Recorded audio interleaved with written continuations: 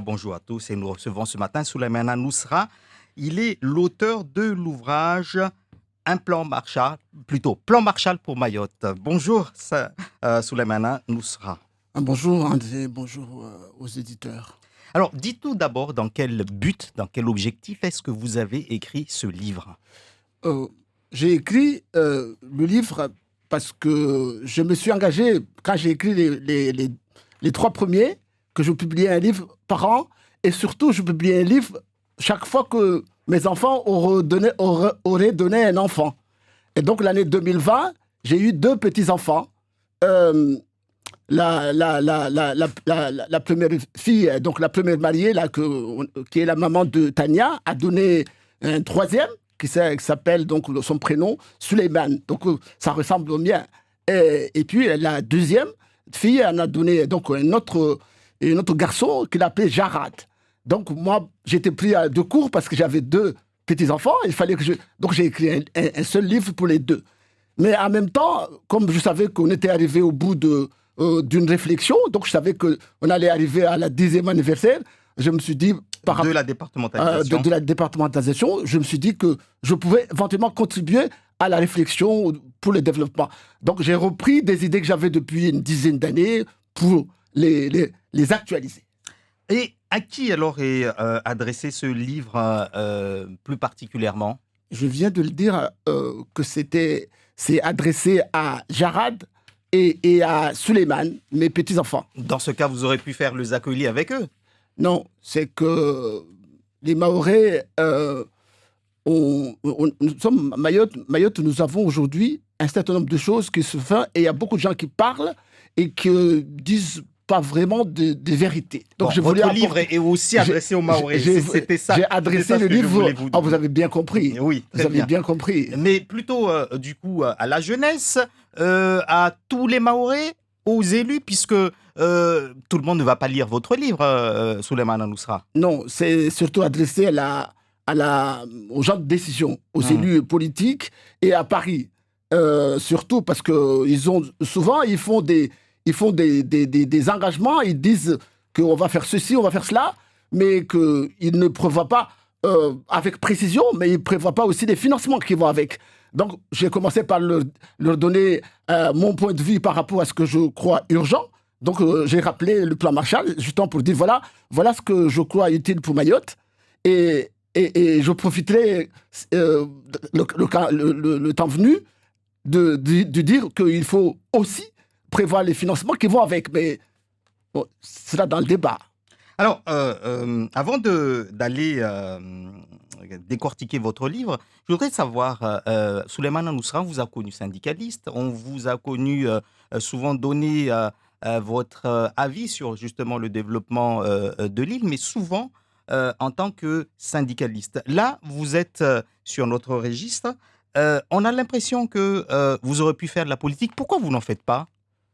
Mais tout le monde fait de la politique. Mais pourquoi vous ne vous présentez pas aux élections? Voilà, c'est ça ma question. Ça manque de sexy, parce que quand tout le monde fait de la politique, ça manque de sexy, parce qu'on est tous en train de faire de la politique. Moi, je fais autre chose. Je m'exprime librement, et on est en France, et on a le droit de s'exprimer. Et que donc, avec l'expérience, avec à la fois la politique, le syndicat, et tout ce que j'ai fait, et tout ce que j'ai vu sur Mayotte, je me donne le droit de m'exprimer. Et donc, je m'exprime librement sur Mayotte. Oui, mais si vous vous exprimez, que personne ne vous entend, ne suit vos idées, etc., est-ce que ça sert à quelque chose? Si personne ne m'entendait, vous ne m'auriez pas invité. Donc, ça veut dire que j'ai fait un peu de bruit et qu'on m'entend. Donc, vous voulez me perturber, j'ai compris. Souleymana Nousra, bon, maintenant, on va rentrer dans votre livre. C'est quoi un plan Marshall pour Mayotte?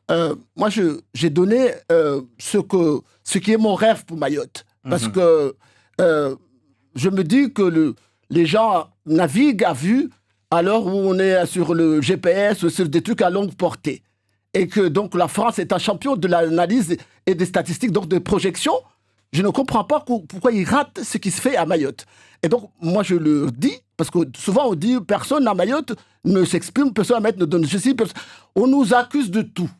Donc, moi, pour me désaccuser, pour dire, me dédouaner de l'accusation, Donc, j'ai dit, je vais contribuer, voilà ce que je pense. Donc, j'ai dit, le plan Marshall, pour moi, c'est un dossier à 5 points. J'ai dit que donc, il fallait une bonne communication. Pour moi, la communication était d'abord réglée, parce que moi, je parle d'il y a une quinzaine d'années. La communication, on devait régler notre problème entre Mayotte et Paris. On ne devait plus passer 24 heures pour aller à Paris. Il fallait donc qu'on ait en direct Mayotte-Paris. On est aujourd'hui en train d'arriver à cela.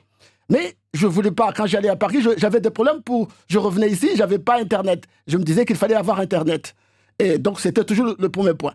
Et quand je pars de ça, la preuve ce matin, je suis parti de 4 heures chez moi. C'est malheureux de le voir qu'en 23 kilomètres, on fait 4 heures pour arriver ici. Donc, je disais qu'à Mayotte, on devait faire tout pour que, quand on part de Mzaboro et on arrive à Mbouini, le plus long distance ne devait pas dépasser 2 heures. Ça veut dire qu'on doit se démerder pour trouver une solution. Et j'avais laissé entendre qu'on pouvait faire le tram-tram, le tramway ou le train. Donc, cette idée. Vous avez été j'avais lancé ça, on me disait, mais le garçon là, qu'est-ce qu'il se prend? Donc aujourd'hui, je suis encouragé parce que même la haute assemblée est en train de parler de ce que j'avais dit il y a plus de 10 ans. Donc, c'était le premier point. Le deuxième point, c'était qu'il fallait que Mayotte soit en autosuffisance alimentaire. Parce que nous avons beaucoup de jeunes, beaucoup de naissances, et en même temps, nous sommes enviés. Tout le monde vient chez nous, donc on allait augmenter. Et les analystes disent que nous devrions être en 2050, autour de 750 ou 800 000.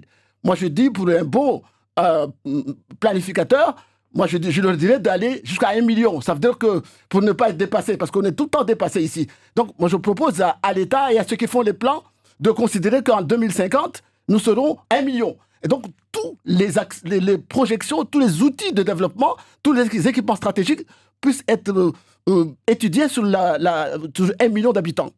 Et donc, c'était le deuxième point, l'alimentation, autosuffisance. J'ai ajouté un troisième point, troisième point du plan, qui était donc la restauration collective, la restauration scolaire. Je me disais que nous devions avoir partout dans le territoire des restaurants, parce que la liberté de la femme étant, et la liberté des hommes tout court, fait qu'on circule un peu partout, et qu'il est malheureux de voir que quand tu quittes Mamoudzou, même à Mamoudzou, tu n'as pas de restaurant, et que donc tu t'es coincé. Et les restaurations scolaires, les enfants, les parents sont tous en train de courir comme moi, là, pour aller travailler, mais il n'y en a pas à midi, ils n'ont pas à manger. Donc, il fallait lancer cette opération qui répondrait à beaucoup de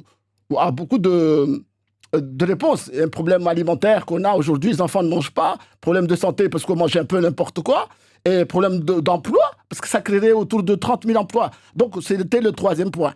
Et le quatrième point, le toit, avoir un toit pour chacun. On ne comprend pas qu'en France, avec tout ce qu'on a, on puisse avoir des bidonvilles, des gens qui n'ont pas de maison, et ceux qui ont de maison ne sont pas de maison normée. Et donc, moi, je disais qu'il fallait le faire pour permettre à tout le monde d'avoir une maison normée. Et à la fin, j'avais dit qu'il fallait que l'insertion qui était à l'époque, quand je pensais, on était à 25% de la population en âge de travailler, qui avait un emploi. Moi, je disais qu'il fallait faire rapidement pour arriver à 51%. L'idée était que dans une famille, il y ait soit papa ou maman ou les deux qui soient en emploi. Voilà l'idée que j'avais voulu. Hein. Mais en même temps, je me suis intéressé à l'État. Je dis qu'il est moteur de l'action dans le territoire. Et que je lui avais assigné, en plus des points que j'avais soulevés, j'avais signé à l'État 3 missions. L'école, la santé et la sécurité, je l'avais déjà soulevé depuis longtemps. Mais justement, est-ce que tout cela, selon vous, n'est pas en train d'être fait ou n'est pas fait? C'est loin d'être fait, parce que si ça a été fait, je ne l'aurais pas relevé. Donc si j'en parle, c'est qu'on est loin du compte. On est loin du compte. La restauration scolaire est en train la restauration scolaire, c'est des bouts de pain qu'on mange. Il y a très peu d'endroits où on mange des vrais repas. Donc le recteur, je crois que vous regardez, nous avons du boulot. Les maires, le préfet, on a du boulot parce que c'est d'un intérêt public que d'avoir à Mayotte une restauration scolaire qui marche. Sidi Daroussia, une question. Donc si on vous écoute bien, il y a un manque de volonté, un manque criant de volonté de part et d'autre pour mettre en place différents plans pour le développement pertinent et durable de l'île. Je reprends vos mots, pertinent et durable de l'île. Non, c'est que on parle beaucoup, mais on agit peu. Je pense à mon ami Saïd Soufou qui dit il est temps d'agir. Mais c'est vrai, c'est que ils disent souvent on fait ceci, on fait ceci. Quand ils l'ont dit, mais ils ne financent pas. Des fois, ils ne le disent pas, on leur dit, mais ils ne tiennent pas compte. Donc là, quand j'ai entendu qu'ils parlaient de leur programme, je me suis dit, ah bon? Je vais profiter. Donc j'ai sauté sur l'occasion dans des radios concurrents où j'ai dit, cette loi programme, ils sont en train d'imaginer, j'espère c'était pas un poisson d'avril. Et donc si c'est pas un poisson d'avril, moi je dirais que la loi programme devrait être pour une départementalisation économique et sociale, parce que c'est ce qui nous manque. La départementalisation jusqu'à maintenant est un outil politique.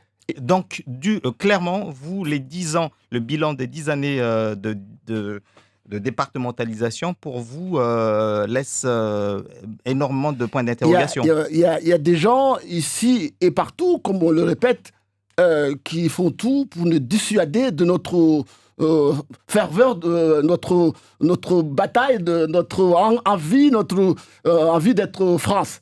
Eh bien, il y a des gens qui font tout pour nous fatiguer de cela. Eh bien, à cela, je dis, vous vous fatiguerez pour rien, parce que la détermination est là. Par contre, ceux qui sont d'accord qu'on est la France et qu'on doit se battre, il est temps que nous mettions les moyens pour qu'on puisse avoir à Mayotte les standards d'une vie de France. Alors, je voulais revenir juste sur un point, puisque vous avez lancé plusieurs idées, vous parlez des 5 points, plus les 3 pour l'État. Si on prend un seul point parmi ce que vous souhaitez que ce soit mis en place, comme par exemple pour l'autosuffisance alimentaire, comment pouvoir mettre ça en place à Mayotte, sur un territoire 374 km². Vous parlez tout à l'heure d'une projection pour 2050 de environ 800 000 habitants. Vous êtes beaucoup plus large, vous parlez de 1 million d'habitants. Où mettre tout ce monde et où mettre en place le développement de l'autosuffisance alimentaire? On peut développer à Mayotte ce qu'on peut développer, et le développer intensément. Il y a par exemple les œufs, on peut en trouver ici. On n'a pas besoin d'aller chercher en Chine, mais des choses qu'on ne peut pas développer ici, on peut, parce qu'il y a de l'argent pour la coopération internationale, tout ça. Donc on peut, au travers des actions de coopération, de relations internationales des pays environnantes, leur dire par exemple à Madagascar, on est d'accord avec vous pour nous produire tel produit. Mais il ne faut pas les mettre tous ensemble, parce que si jamais un pays veut nous coincer, il peut nous coincer. Donc mettre un peu de nos œufs, une partie à Madagascar, une partie à l'Afrique de l'Est, une partie au Comores, une partie pour pouvoir être sûr que c'est tout prêt et que c'est pas au même endroit, parce que c'est 2 raisons qui peuvent nous embêter après. Donc bien négocier.